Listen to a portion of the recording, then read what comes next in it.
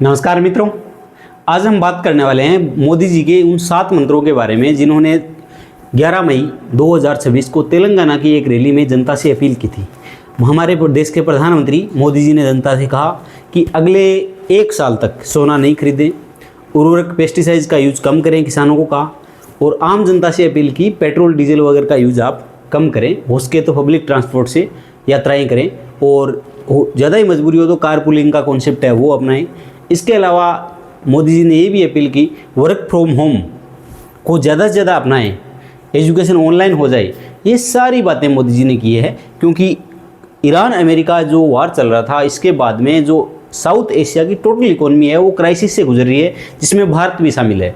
क्योंकि ऐसी सिचुएशन में जो क्रूड ऑयल है वो बहुत ज़्यादा महंगा हो गया है, या और जो बाकी सारी बात करें, सप्लाई की बात करें, ग्लोबल सप्लाई है, ग्लोबल चेन सप्लाई है, वो पूरी तरह से टूट चुकी है या फिर वो उस अवरुद्ध हो चुकी है।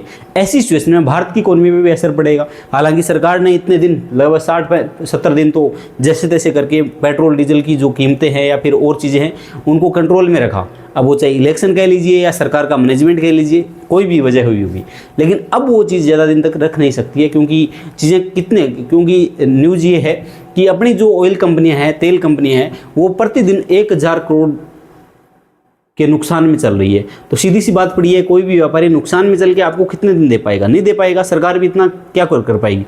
तो ऐसी सिचुएशन में सरकार की मांग जायज़ है, लेकिन ये बात यदि 2 महीने पहले होती तो शायद तक ज़्यादा बेहतर होता। जैसे दक्षिण कोरिया ने भी बहुत बेहतर चीज़ें की है, यहाँ पर इंडोनेशिया ने भी की है, उस समय अपील की जानी चाहिए थी, तो इसका प्रभाव कुछ और ज़्यादा होगा। हम देखेंगे कि मोदी जी ने अपील क्यों की है जनता से, इन चीज़ों के बारे में हम चर्चा करेंगे।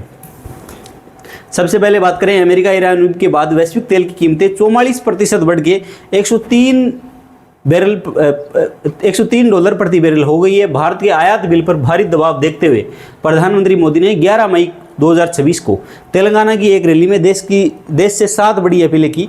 ये सोना, पेट्रोल, उर्वरक, विदेश यात्रा, खाने का तेल और अन्य विदेशी मुद्रा व्यय को कम करने से जुड़ी है। अब सबसे पहले बात करेंगे इनकी ये चीज़ें मांगी क्यों की गई है।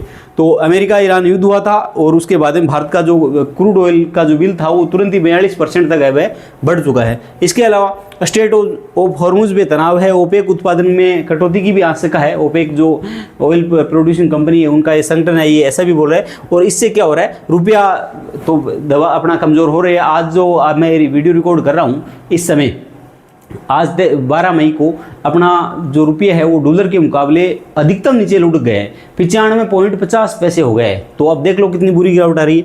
इसके अलावा भारत का जो फॉरेक्स रिजर्व है वो भी लगातार कम हो रहा है। वहीं बात करें, फरवरी में भारत का फॉरेक्स रिजर्व है $725 बिलियन के आसपास था, जो अब $690 बिलियन के आसपास है, वो लगातार नीचे गिर रहा है। और यदि हमारे पास फॉरेक्स रिजर्व नहीं होगा तो ऐसी सिचुएशन में हम विदेशी व्यापार कैसे कर पाएंगे? हमारे पास क्या आ जाएगा, बैलेंस ऑफ पेमेंट 1991 वाली हालत अपनी हो सकती है। तो इस वजह से मोदी जी ने सारी बातें की है।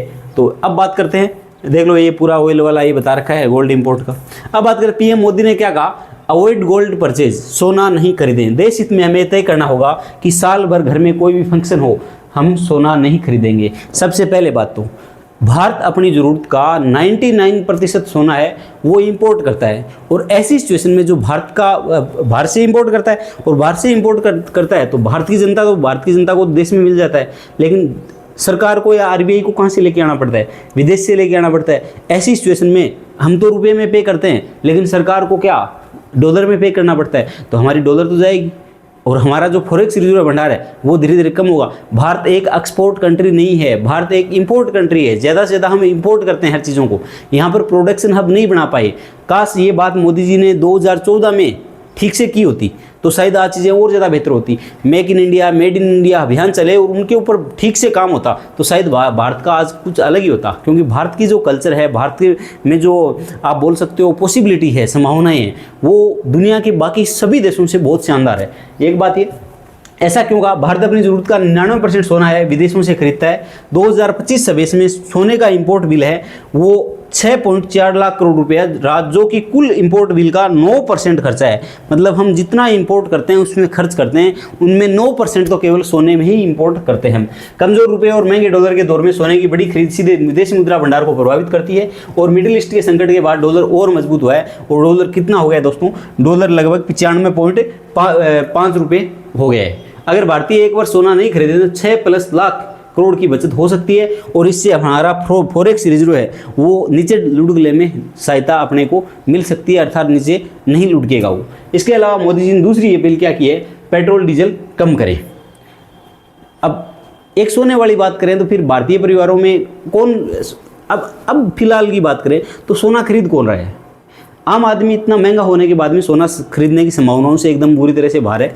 अब जो स्टोरी हैं या फिर जो पैसा इन्वेस्टमेंट कर रहे हैं तो बुकीज हैं वो लोग खरीद रहे हैं, उन पे गवर्नमेंट को स्ट्राइक करनी चाहिए, चीज़ें बेहतर हो सके शायद। और इसके अलावा दूसरी बात ये भी है, इस जो ये मैसेज दिया है मोदी जी ने, इससे अपनी जो गोल्ड इंडस्ट्री है या डायमंड इंडस्ट्री है इसमें भी बहुत ज़्यादा नौकरियाँ जाने का डर है, क्योंकि अपनी जो गुजरात की जो गोल्ड इंडस्ट्री है वो ऑलरेडी पहले ही क्या चल रही है, बहुत ज़्यादा घाटे में चल रही है, मंदी के दौर से गुजर रही है, वहाँ पर जॉब ऑलरेडी पहले ही ख़त्म हो चुके हैं। तो अब अगर ऐसी सिचुएशन हुई तो उस इंडस्ट्री पे भी गवर्नमेंट को ध्यान देना पड़ेगा, ये भी एक मुद्दा है। इसके अलावा पेट्रोल डीजल कम करने का इस्तेमाल किया है और वर्क फ्रॉम होम अपनाने की बात की है। तो दूसरी बात कि मोदी जी ने कहा कि भारत के पास दूसरे देशों की तरह बड़े बड़े तेल के कुएँ नहीं हैं, हमें तेल इंपोर्ट करना पड़ता है। और ये सच है, भारत अपनी ज़रूरत का 82 से 85% तेल है वो इंपोर्ट करता है, आयात करता है दूसरे देशों से, खाड़ी देश हो चाहे रसिया हो चाहे अमेरिका हो, वहाँ से इंपोर्ट करता है। भारत अपनी ज़रूरत का घरेलू उत्पादन मात्र 15% से 16% ही कर पा रहा है। ऐसी सिचुएशन में सीधी सी बात पड़ी, अंतर्राष्ट्रीय मार्केट में तेल के दाम बढ़ेंगे तो भारत का फॉरेक्स रिजर्व घटने वाला है, ये स्वाभाविक सी बात है। लेकिन अब दूसरी बात ये आती है कि कार पुलिंग या वर्क फ्रॉम होम आदमी तभी कर पाता है जब व्यक्ति खुद की इच्छा से नहीं हो पाती है चीज़ें। ये बॉस तय करने वाला है। मैं किसी प्राइवेट कंपनी में काम करने वाला हूँ और मैं बोलूँगा वर्क फ्रॉम होम की, तो मुझे कंपनी से तुरंत ही छुट्टी दे दी जाएगी या निकाल दिया जाएगा, बोला जाएगा कि नहीं आप घर पे रहते हो तो आपकी प्रोडक्टिविटी कम हो जाती है, क्योंकि गर्मियों में आप खाना खा के सो जाते हो या फिर आप सेल्फी लेने में बिजी हो जाते हो। तो ये चीज़ है, तो गवर्नमेंट किससे नेगोशिएट करे, प्राइवेट कंपनी है या बिजनेस कंपनी है, मल्टीनेशनल कंपनी है, उनसे नेगोशिएट करे और उनको इस बात के लिए मनाए कि आप अपने एम्प्लॉय को वर्क फ्रॉम होम करवाने के लिए राजी हो। तो ये बात भी यहाँ पर लागू होती है। अमेरिका ईरान के युद्ध के बाद दुनिया भर में तेल की कीमतें 44% तक बढ़ गई, और इस वजह से ये आपको पता है जो 27 फरवरी को जो कच्चा तेल था वो क्या था, 72.87 रुपये पर बैरल था, जो कि 103 रुपये पर बैरल हो गए, डॉलर बैरल हो गए। इसके अलावा मिडिल ईस्ट भारत अपने तेल जरूरत का 85% प्लस आयात करता है। स्ट्रेट ऑफ हार्मुज से गुजरने वाले टैंकरों पर खतरा बरकरार है और 10% हर 10% तेल बचत अरबों डॉलर की बचत कर सकता है और वर्क फ्रॉम होम से ट्रैफिक में कमी भी आएगी। इसके अलावा इन्वायरमेंट शुद्ध भी होगा, ऐसी हमारी सरकार या फिर मोदी जी का कहना है कि देश हित में आप ऐसा करें। एक छोटा सजेशन ये भी है मोदी जी के लिए, यदि हमारे जो आईपीएल हो रहे हैं उनमें आईपीएल में 14-15 मैच बच गए हैं, उनमें आप सरकार यदि एक मैच को अब मैच का लाइव प्रसारण करवा दे और वहाँ पर ऑडियंस को बुलाए नहीं, कितने मैच में जनरेटर वगैरह चलते हैं, लाइट वगैरह होती है, सब चीज़ें, एक मैच में लगभग 30 से 35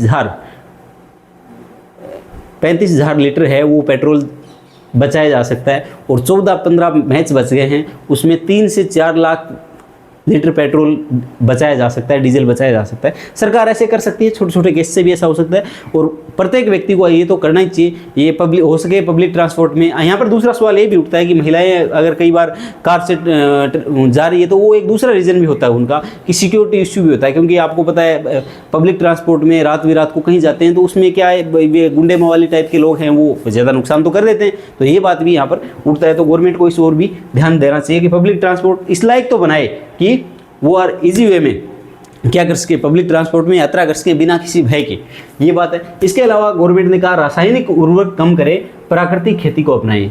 मोदी जी ने कहा है हम केमिकल फर्टिलाइजर की 25 से 50% तक खपत है वो घटा सकते हैं और नेचुरल फार्मिंग की तरफ बढ़ सकते हैं और जीरो बजट नेचुरल फार्मिंग जो वोकल फॉर लोकल को अपनाएं। ऐसा क्यों कहा, क्योंकि भारत दुनिया में सबसे बड़ी जो उर्वरक के मामले में दुनिया का सबसे बड़ी खरीदारों में से एक है। 25 से 30% यूरिया, 90% DAP और 100% पोटास है वो विदेशों से आता है। इम्पोर्ट बिल में 3% हिस्सेदारी है। अब क्या है, क्योंकि रूस यूक्रेन युद्ध और मध्य पूर्व के संकट के कारण उर्वरक की वैश्विक आपूर्ति श्रृंखला है वो बुरी तरह से बाधित है। कच्चे तेल से बनने वाले उर्वरकों की कीमत भी बहुत ज़्यादा बढ़ गई है। अब संभावित प्रभाव ये हो सकता है कि भारत सरकार यदि या फिर प्राकृतिक खेती को बढ़ाया दिया जाए तो अपने को क्या होगा, आयात कम करना पड़ेगा और मिट्टी स्वस्थ होगी और किसानों की लागत में भी कमी आएगी, सरकार ऐसा कह रही है। लेकिन दोस्तों मित्रों समस्या ये आ रही है यहाँ पर कि हमारी ज़मीन को किसान भाई है वो अधिक से अधिक पेस्टिसाइड उर्वरक वगैरह देकर उस ज़मीन को पेस्टिसाइड अनुकूल बना चुके हैं। अब यदि हम नेचुरल खाद की तरफ जाएंगे, वो ज़मीन उस नेचुरल खाद को मानेगी नहीं। और दूसरी बात, पैदावार भी कम होगी। हम जैविक खेती की तरफ बढ़ेंगे तो प्रोडक्शन कम होगा, और प्रोडक्शन कम होगा तो सीधी सी बात पड़ी, लोग तो ज़्यादा हैं, ज़रूरत तो लोग ज़्यादा लोगों को है, तो फिर महंगाई बढ़ेगी, और महंगाई बढ़ेगी उसके साथ साथ लोगों की ज़रूरत भी क्या, खाद्य ज़रूरत भी पूरी नहीं हो पाएगी। और ऐसी सिचुएशन में समस्या क्या आएगी, श्रीलंका के क्या हाल हुए थे, क्योंकि श्रीलंका ने जैविक खेती अपना ली थी। ये चीज़ पहले बहुत अच्छे से कर सकते थे, जिस सिक्किम उस समय जैविक राज्य बना था, उस समय हमारी सरकार बहुत ठीक से चीज़ें करती तो शायद बेहतर हो सकता था। ये भी एक बात है, तो ये मोदी जी ने ये बात भी कही है। इसके अलावा विदेश यात्रा, विदेशों की में शादी से बचें। दोस्तों, सबसे पहले बात करें, विराट कोहली है या फिर अपने बॉलीवुड के स्टार हैं, ये विदेशों में जाते हैं, मॉरिशस मालदीव वगैरह में जाते रहते हैं, तो यहाँ पे अच्छी रील चलती है। आम आदमी के, इनके जो फॉलोअर्स हैं, इनके मन में आता है कि यार नहीं, हमें भी ये सब करना चाहिए, तो इनको भी गवर्नमेंट को कंट्रोल करना चाहिए और इन पे टैक्स वगैरह लगाना चाहिए, सारी चीज़ें करनी चाहिए। और वही एक सामान्य आदमी तो विदेशों में कब जा पाता है। और दूसरी बात, ज़्यादा बड़े बड़े सेलिब्रिटी जाते हैं तो उनमें भी रोक लगानी चाहिए। ये सब चीज़ें है। जब ये संकट का काल है, वो हमारी देशभक्ति हमें ललकार रही है, तो कम से कम 1 साल के लिए हमें विदेश जाने की बातों को टालना चाहिए। बिल्कुल मोदी जी, मेरी इच्छा है मैं विदेश जाऊं, लेकिन क्या करें, अब आपने मना कर दिया तो अब मैं जाऊंगा ही नहीं। मार्च 2026 की टूरिज्म रिपोर्ट के अनुसार 2025 में 3.27 करोड़ भारतीय विदेश गए हैं। जो 2023 में भारतीयों का कुल विदेश यात्रा खर्च है वो कितना है, वो 2.72 लाख करोड़ था। तो अगर अगर इंडिया में घूमेंगे तो ऐसी सिचुएशन में क्या होगा, हमारी जो डोमेस्टिक इकोनॉमी है उसमें पैसा बूम करेगा, अपनी इकोनॉमी क्या करेगी, ग्रोथ करेगी। ये बात भी मोदी जी ने कही है। बिल्कुल हम तो दिक्कत ये हो रही है कि आम आदमी यही नहीं घूम पा रहा है इंडिया में। आगे मिडिल ईस्ट से जुड़ा क्या है, विदेश यात्रा में बड़ी मात्रा में फॉरेन एक्सचेंज खर्च होता है, जो रुपये पर दबाव बढ़ाता है। भाई Tier 2 और 3 के शहर हैं, उनमें घरेलू पर्यटन बढ़ेगा और इंडियन टूरिज्म इंडस्ट्री को क्या मिलेगा, प्रोत्साहन भी मिलेगा। इसके अलावा मोदी जी ने कहा है कि खाने के तेल हैं वो 10% तक कम करें। यदि आप जितना तेल खाते हो उसका 10% एक व्यक्ति कम करता है तो ऐसी सिचुएशन में सोचो आप कितना बचत हो सकता है। ये भी मोदी जी ने इसलिए कहा है कि भारत अपनी ज़रूरत का 60 से 65% पाम ऑयल है वो इम्पोर्ट करता है। खाने के तेल के आयात के लिए भी बहुत बड़ी मात्रा में विदेशी मुद्रा खर्च करनी पड़ती है। हर परिवार अगर 10% कम करे तो वह देशभक्ति का काम है, क्योंकि अपनी खाद्य तेल जरूरत का 60 से 65% आयात करता है, 59% पाम ऑयल, 23% सोयाबीन और 15% सनफ्लावर। 2024-25 में 1.5 करोड़ टन तेल आयात खर्च था और ये टोटल कितना था, वो अब कितना हो गया है, वो बढ़ के 161 हो गया है। तो ये भी एक क्या है, समस्या है। मिडिल ईस्ट संकट से जुड़ा गया है, इंडोनेशिया, मलेशिया और रूस से आयात पर निर्भरता है। सभी देश मध्य पूर्व संकट से अप्रत्यक्ष रूप से प्रभावित हो रहे हैं। अब इसमें 16,000 करोड़ की बचत संभव हो सकती है यदि हर परिवार क्या करे, ये जो ऑयल है, खाने में ऑयल है वो कम करे। तो ये सरकार का एक जायज़ क्वेश्चन है और ऐसा करना ही चाहिए हमें देश हित में, क्योंकि देश हित इसी में है। Made in India local product खरीदें। पीएम मोदी ने कहा हम मेड इन इंडिया चीज़ें खरीद कर भी विदेशी मुद्रा बचा सकते हैं। ऐसा क्यों? चीन व अन्य देशों से आयात में अरबों डॉलर खर्च होते हैं। घरेलू उत्पाद खरीदने से ट्रेड डिफिसिट कम हो सकता है। जो करंट ट्रेड डिफिसिट है वो क्या हो सकता है, कम हो सकता है अगर ऐसा करें। अब दूसरी बात करें, भारत सरकार ने एक AI समिट करवाया। उस AI समिट में 3rd क्लास एक घटिया यूनिवर्सिटी गलगोटिया ने आकर हमारा पूरी तरह से जो मेड इन इंडिया है उसकी हवा निकाल दी। हवा कैसे निकाल दी कि वो जो उन्होंने रोबोट वहाँ पर पेश किया वो कहाँ का बना हुआ था, चाइना का बना हुआ था। तो अपना मेड इन इंडिया अभियान को ऐसी चीज़ें हो रही है। यदि सरकार इसको बहुत ठीक से करती 2024-14 में तो चीज़ें बहुत बेहतर और ज़्यादा हो सकती थी, क्योंकि उस समय सारी चीज़ें हुई थी और आज 12-13 साल हो गए उस चीज़ को, तो बहुत बेहतर तरीके से कर सकती। क्योंकि भारत के समाज साथ जो लेबर पावर भारत के पास है, यूथ है, उसके अलावा टेक्नोलॉजी है और भारत के पास सस्ता श्रम है और भारत के पास जो इंफ्रास्ट्रक्चर डेवलपमेंट भी सरकार कर रही है बहुत अच्छे से, तो सारी चीज़ें बहुत बेहतर हो सकती थी। खैर अभी भी अब करें तो भी चीज़ें बेहतरी है। इसके अलावा आत्मनिर्भर भारत को बल मिलेगा और MSME जो है वो स्थानीय उद्योगों को क्या होगा, फायदा होगा। इसके अलावा सामान्य उपभोग में मितव्ययता अपनाएं। ये बहुत अच्छी चीज़ बोली है मोदी जी ने कि अपना जो सामान्य उपभोग है उसमें क्या अपनानी है, अपने को मितव्ययता अपनानी है, उसमें क्या खर्चा कम करना है। जो कि लोग खर्चा कर रहे हैं। विदेशी मुद्रा बचाने के लिए हमारे देशभक्ति हमें चुनौती दे रही है और हमें ये स्वीकार करके विदेशी मुद्रा बचानी होगी। ऐसा क्यों कहा? भारत का करंट अकाउंट डेफिसिट है वो CAD बढ़ रहा है, RBI के फॉरेक्स रिजर्व पर दबाव बढ़ा है और इससे डॉलर मजबूत हुआ है, रुपया कमजोर हो रहा है, हर आयात और ज़्यादा क्या हो गया है, महंगा हो गया। और आज मैं बता रहा हूँ 12 मई 2026 को जो रुपया है $1 के मुकाबले 95.50 के पार पहुँच गया, जो कि अपना ऐतिहासिक है दोस्तों, ये बात भी है। इसके अलावा विपक्ष की प्रतिक्रिया, अब राहुल गांधी कहते हैं कि 12 साल में देश को इस मुकाम पे लाके खड़ा कर दिया, ये नाकामी है। ऐसी बात अखिलेश यादव बोल रहे हैं कि चुनाव से पहले क्यों नहीं कर पाए। और इसके अलावा बीजेपी है या PM वो ये बोल रहा है कि मोदी ने देशभक्ति और आर्थिक जिम्मेदारी की भावना से जो अपील की है वो वैश्विक संकट में नागरिकों का सहयोग जरूरी है। सरकार ने RBI की जरिए गोल्ड रिजर्व बढ़ाए हैं, ऐसी बातें सरकार की भी कहनी है। अब क्या है, अब इसमें देख लेते हैं कि सारी चीज़ें ऐसा क्यों कहा गया है। दोस्तों सबसे पहले बात करें सोना।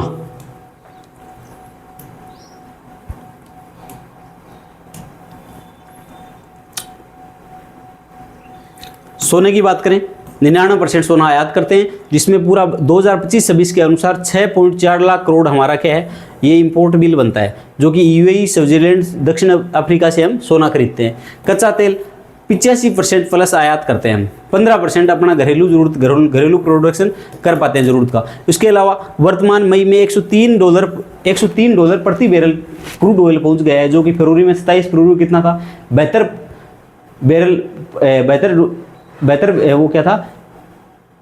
डॉलर प्रति बैरल था, ये बात थी। इसके अलावा रूस, इराक, सऊदी अरब, यहाँ से हम ये सारी चीज़ें खरीदते हैं। उर्वरक DAP की बात करें, 90% भारत आयात करता है, आयात बिल का 3% है। रूस, चीन और जॉर्डन से हम ये चीज़ें खरीदते हैं। खाद्य तेल 60 से 65% क्या करता है, भारत आयात करता है और इसका जो बजट है 1.61 लाख करोड़ है। और इंडोनेशिया, रूस, अर्जेंटीना से हम क्या करते हैं, आयात करते हैं। विदेश यात्रा की बात करें तो 2025 में क्या 3.27 करोड़ यात्री कहाँ गए थे, विदेश गए थे, जिनका खर्चा कितना था, 2.72 लाख करोड़ था। ये बहुत बड़ी राशि थी। वो दुबई, थाईलैंड, यूरोप वगैरह लोग घूमने जाते हैं, ये सारी बातें है। तो ये चीज़ दिखाती है कि अगर भारत सरकार लोगों से ये अपील के साथ या कैसे भी चीज़ें कम करवा सकती है, तो भारत का जो फॉरेक्स रिजर्व है वो बड़ी संख्या में क्या कर सकता है, बड़ी संख्या में बच सकता है। और इससे अपना जो फॉरेक्स रिजर्व है, जो फरवरी में अपना फॉरेक्स रिजर्व था, फरवरी 2026 में अपना $710 बिलियन फॉरेक्स रिजर्व था, जो कि मई में कितना हो गया है, मई में घट के कितना हो गया है, $690 बिलियन फॉरेक्स रिजर्व हो गया है, जो कि लगातार गिर रहा है। तो ये बात भी अपनी एक अलग बात है। इसके अलावा इसका क्रिटिकल एनालिसिस कर लेते हैं थोड़ा सा। अपीलों के समर्थन में तरक्कियां दिए जा रहे हैं। विदेशी मुद्रा भंडार पर दबाव कम करने का सीधा प्रयास है, करंट अकाउंट डिफिसिट को नियंत्रित करने की रणनीति है और 2022 की गोल्ड बॉन्ड स्कीम की याद उसी दिशा में एक कदम है। नागरिक जागरूकता और स्वैच्छिक भागीदारी को बढ़ावा मिलता। नेचुरल फार्मिंग दीर्घकालिक कृषि सुधार है, ये बहुत अच्छी चीज़ है। इसमें धीरे धीरे क्या होना चाहिए, गति होनी चाहिए। Make in India, vocal for local को बल मिलेगा, लेकिन इसमें विरोधाभास और चुनौतियाँ हैं। RBI खुद पिछले कुछ सालों में सोने की खरीद क्या लगातार बढ़ा रहा है। इसका दूसरी रीज़न है क्योंकि जो डॉलर है वो मार्केट अस्थिर करने वाली चीज़ है और लगातार डॉलर पे लोगों का विश्वास कम होता जा रहा है, तब सोने को एक सुरक्षित निवेश की तरह देखा जा रहा है। अपीलें स्वैच्छिक है, बाध्यकारी नीति नहीं है। मोदी जी ने अपील की है और हो सकता है अपील के बाद में क्या आने वाला है, एक ऐसा परिणाम भी आ जाए जो आपकी पेट्रोल की जो दाम है वो बढ़ा दे। और ट्रिकल डाउन इफेक्ट अनिश्चित है, इम्पैक्ट कैसे मापें, ये सब भी विपक्ष का प्रश्न है। नीति विफलता को नागरिक पर डालना गलत कहाँ तक उचित है। अब अपने एग्जाम के दृष्टिकोण से करंट अकाउंट डेफिसिट क्या है, विदेश व्यापार में घाटे का मापन करने वाला है। फॉरेक्स रिजर्व क्या है, विदेशी मुद्रा भंडार है, जो क्या कहाँ रहता है, RBI के पास रहता है। पेट्रो डॉलर क्या है, हम कहीं से भी तेल खरीद लो, अपने को डॉलर में क्या करना है, भुगतान करना है। और स्ट्रेट ऑफ हार्मुज, मध्य पूर्व का महत्वपूर्ण तेल मार्ग है, इससे भारत का 50% तेल क्या होता है, आयात होता है। और इंपोर्ट सब्स्टिट्यूट क्या है, आयात कम कर घरेलू उत्पादन बढ़ाने सरकार की नीति है। सोवरेन गोल्ड बॉन्ड क्या है, सरकार की गोल्ड इन्वेस्टमेंट स्कीम है। नेचुरल फार्मिंग है, जीरो बजट नेचुरल फार्मिंग, ये चीज़ें हैं। और वर्क फ्रॉम होम पॉलिसी क्या है, वो पोस्ट कोविड ट्रेंड है जो आज सरकार को ठीक से करने की आवश्यकता है। वोकल फॉर लोकल, स्वदेशी अभियान है। तो ये सब चीज़ें, ट्रेड डिफिसिट, आयात निर्यात की स्थिति को जानने वाला कदम है। तो ये दोस्तों अपने देश के प्रधानमंत्री जी मोदी जी ने देश से अपील की थी और हम सभी देशवासियों को मिलकर सरकार के साथ खड़े होना चाहिए। और ऐसी सिचुएशन में आपको वास्तव में सोना कम खरीदना चाहिए, क्योंकि आज हमारे समाज में सोना ज़्यादा कौन डाल रहा है, महिलाओं में भी ये होड़ चली है। समाज में भी होड़ चली है कि ज़्यादा सोना कौन डाल रहा है, तो वो सब चीज़ें वो उस कल्चर को अपने को वैसे भी ख़त्म करना चाहिए। इससे आम आदमी बहुत बुरी तरह से क्या कर रहा है, पीटता जा रहा है, क्योंकि इतना महंगा आज यदि कोई 10 भरी सोना डाले तो उसको 15 लाख रुपए खर्च करने पड़ते हैं, और 15 लाख रुपए एक सामान्य आदमी के यदि 50,000 रुपये भी वो कमा रहा है, ऐसी सिचुएशन में महंगाई इतनी ज़्यादा है और ऐसी सिचुएशन में उसके 15 लाख रुपए बहुत ज़्यादा हो जाते हैं, या फिर वो 5 भरी सोना भी डाल रहा है तो भी उसके साथ बहुत ज़्यादा समस्या हो रही है। तो ये तो मोदी जी की अपील वास्तव में जायज़ है। अगर इस बहाने से गोल्ड कम खरीदना शुरू हो सकता है तो ये बहुत से लोगों को बचने का एक तरीका मिल जाएगा, जीने की एक राह मिल जाएगी, क्योंकि ऐसी सिचुएशन में बहुत से परिवार क्या हो रहे हैं, बर्बाद हो रहे हैं। इसके अलावा जो अपना VIP कल्चर है ये भी ख़त्म होने की दिशा में काम हो सकता है, केवल ये उपदेश नहीं हो और सरकार प्रयास करे तो VIP कल्चर खत्म हो सकता है, क्योंकि एक नेता 10-12 गाड़ियां लेके चलता है, उनके कितना अनाप शनाप खर्चा होता है। तो ये चीज़ें भी अगर सरकार चाहे तो बेहतर तरीके से हो सकता है, क्योंकि VIP कल्चर खत्म होना ज़रूरी है देश में। धन्यवाद दोस्तों, उम्मीद करते हैं समझ में आया होगा। सरकार के इन कदमों के हमें साथ देना चाहिए और देश के ये जो इकोनॉमी क्राइसिस आ रहा है, आने वाले 5-7 महीनों में देश की इकोनॉमी है वो बुरी तरह से देखो पीटेगी। तो ऐसी सिचुएशन में हम सब यदि साथ मिलकर लड़ेंगे तो आसानी से इस समस्या से हम समाधान पा सकते हैं। उम्मीद करता हूँ आपको समझ में आया होगा। जय हिंद, जय भारत।